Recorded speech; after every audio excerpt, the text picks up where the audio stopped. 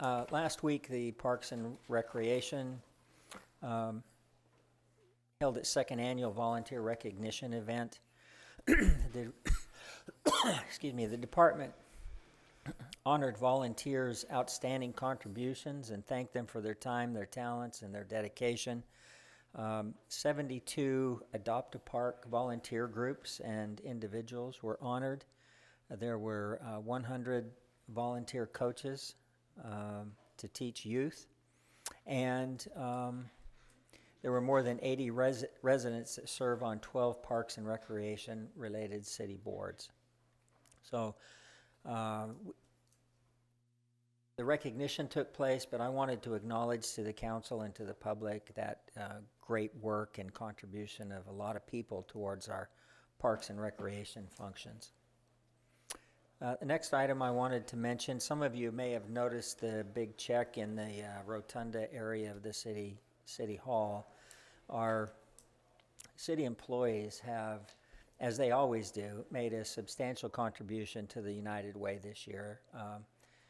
The last 2 or 3 years, each year we've exceeded the previous year in contribution.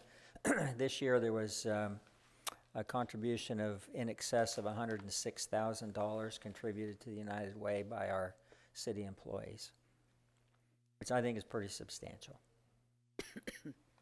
I also wanted to note, thirdly, that the Cooper's Alley L-Head Pier is completed, and the council approved this project approximately a year ago, and several, I think up to 14 at this point, in a matter of days, boat slips have been leased and are functioning. So it looks great out there. What a great expansion and the matching grant, and I just really appreciate those efforts. It's something we can all be proud of. It was long coming. It was indeed. And I have two items left. I'm going to turn this one over to Officer Pace to talk a little bit more about the City Hall security. She's got some slides on a PowerPoint that she'll show you, and we're going to do this. We know this is a substantial change in our process. It will impact our city employees and it will impact the public, so we're going to keep talking about it for a few weeks so that people get used to what's coming there. Officer Pace. Yes, sir. Thank you. Mayor, Council, it's good to see you guys. Kind of missed you. Denise Pace with the Corpus Christi Police Department. I'm just going to talk a little bit or briefly about the plan for the City Hall security upgrades. Our City Hall building was completed in 1988. The pre-9/11 architecture allowed for access to the building from 4 different entrances. The City Hall building also has an open floor plan that allows access to every office on each floor via a circular hallway on the outer perimeter of each floor. So it was built for complete and total access to every office in the building. Events that have taken place post 9/11 has caused law enforcement to implement a more proactive approach when providing security for local government building structures. And an open, transparent government can definitely be achieved while protecting the building that the government is housed in. So this is what it's going to look like. The Leopard Street entrance is going to remain locked. To my knowledge, this entrance was closed after 9/11 occurred. So that is going to remain locked. The Sam Rankin entrance, it will be an employee-only entrance with card read access. Employees can enter with their employee ID badges. The Staples Street entrance is also going to be an employee-only entrance with card read access. Employees can enter with their city ID badges. The Lipan Street entrance is going to be the public entrance where all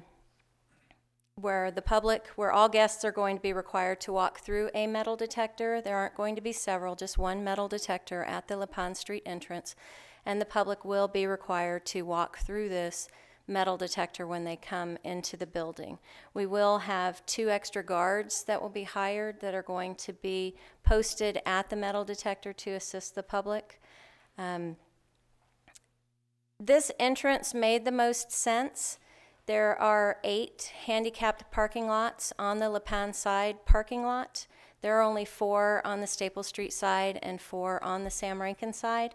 Once we implement it and decide, or if we feel we need more handicapped parking lots, we can, of course, add them. But right now, it has the most handicapped parking lots. It does have an ADA ramp that's being improved right now. So it just made the most sense for the La Panne Street to be the public entrance.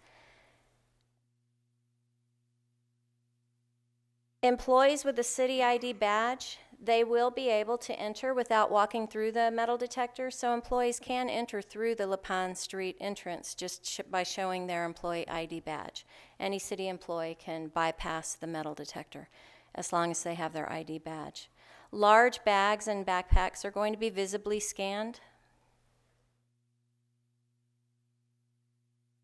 City Hall is not normally a location where handguns are prohibited by the Texas Penal Code 4603, places where weapons are prohibited.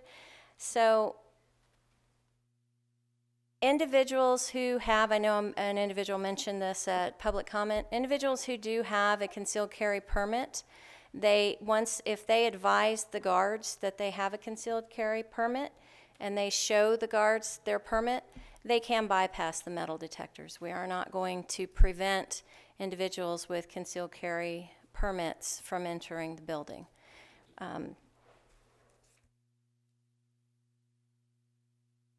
This is what it's going to look like, kind of an outside view of our City Hall building.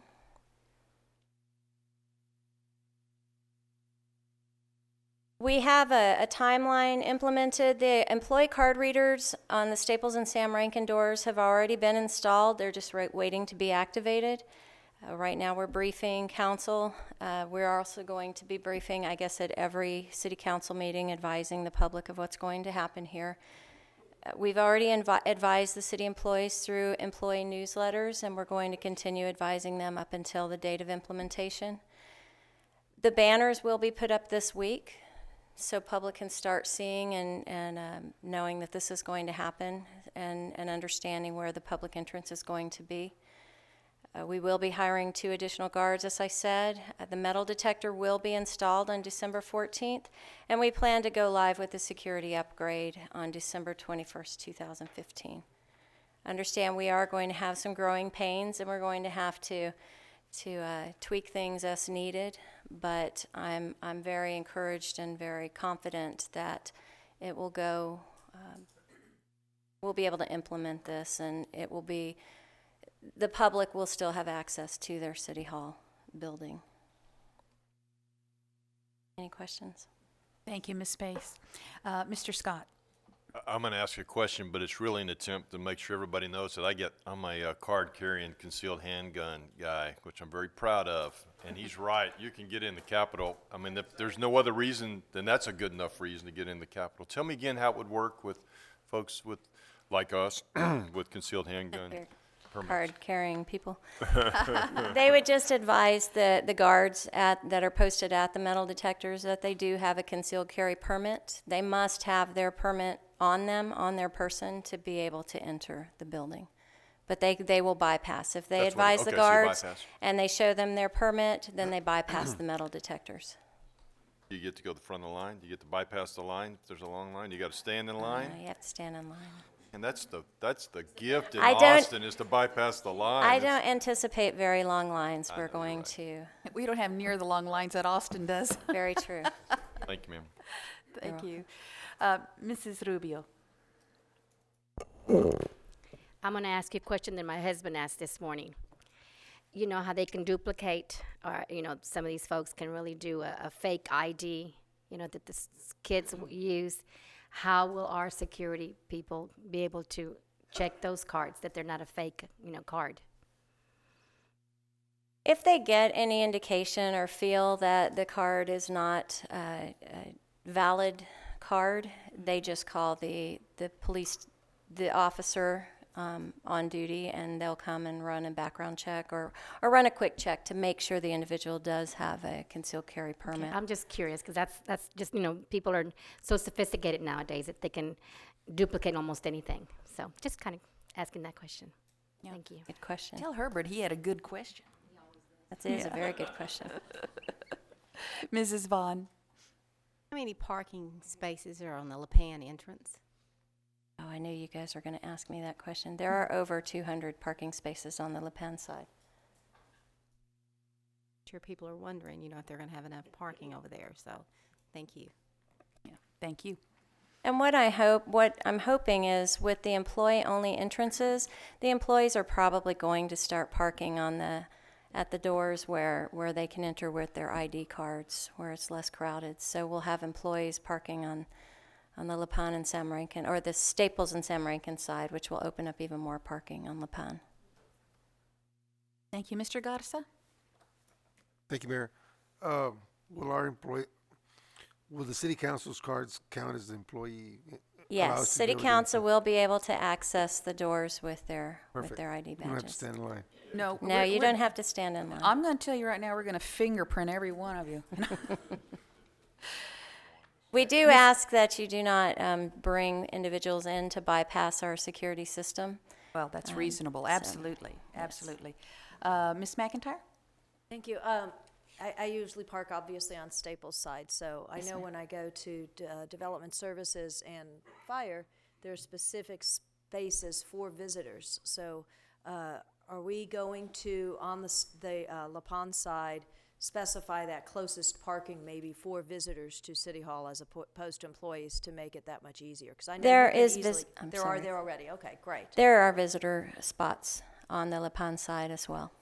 Okay, could we make the number on the La Pon side equal the total number that we have now to just basically, because right now, most people that are paying utility bills probably park on the Sam Rankin side, because they get in there more easily.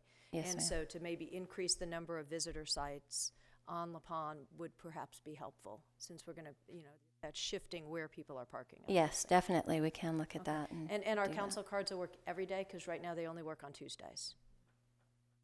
We'll take care of that. Thank you.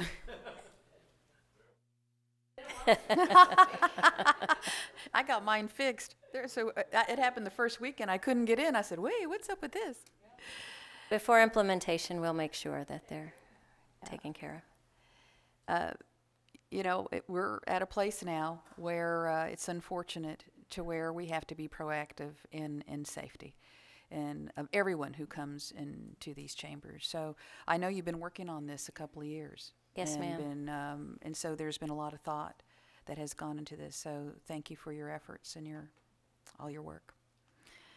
Okay, Officer Pace. Mr. Olson. Thank you, Mayor. And I will say, even with all of our efforts, there's no security system anywhere in the world that is 100% foolproof. This is upping the game, so to speak. We're doing a little better than we've done before.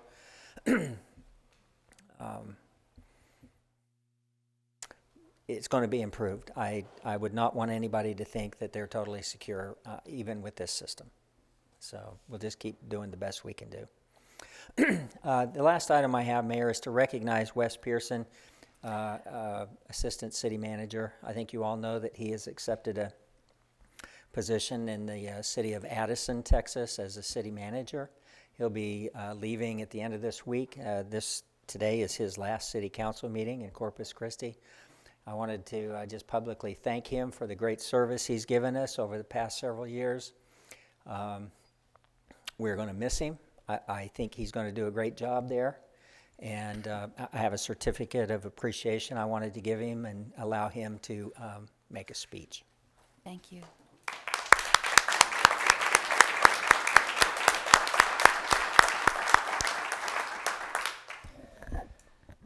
I am truly honored and humbled to have been able to serve with such a great city manager and a great team as we have here in Corpus Christi. I am honored to have been able to work with each of you and the previous council members. I've learned so much, and it has been truly a highlight of my life to be here and to be able to help make a difference. And I remember when I first came here, and where I came from, people kind of looked at me like, "What are you doing?" And I said I thought I was doing the best thing for me and my family, in a place where I thought I could make a great deal of difference, and I hope I've done that. I've tried really hard, and I'm really grateful for the opportunity to be here. So I love Corpus Christi. I'm so grateful to be part of the Corpus Christi family, even though I may be the redheaded stepchild, but it is truly an honor. So thank you very much, and thank you, Ron.